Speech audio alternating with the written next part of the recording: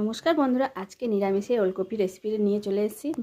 তো এই যে ওলকপি আর আলুটাকে এবারে টুকরো করে কেটে নিতে হবে। তো টুকরো করে কেটে নিয়েছি। এই যে তো কড়া বসিয়ে দিয়েছি। এবারে আলু আর ওলকপিটা ভালো করে ধুয়ে নিয়ে একটু আমি ভেজে নিচ্ছি।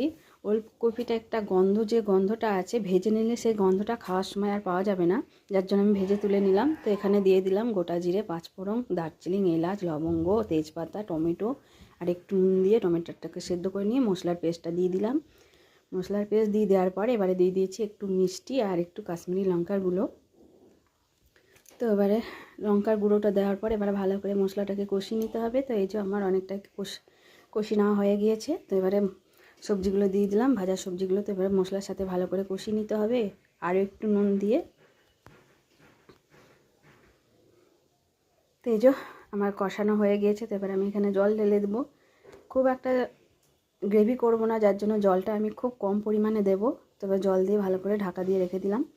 তো এবারে ঢাকাটা খুলে নেওয়ার পর তো এবারে দেখে নিতে হবে ওলকপি আর আলুটা সেদ্ধ হয়ে গেছে কিনা। তো প্রায় সেদ্ধ হয়ে এসছে ওলকপি আর আলুটা। তো নামানোর আগে একটু ধনেপাতা দিয়ে একটু নাড়াচাড়া করে আর একটু 2 মিনিট ঢাকা দিয়ে রেখে দেবো।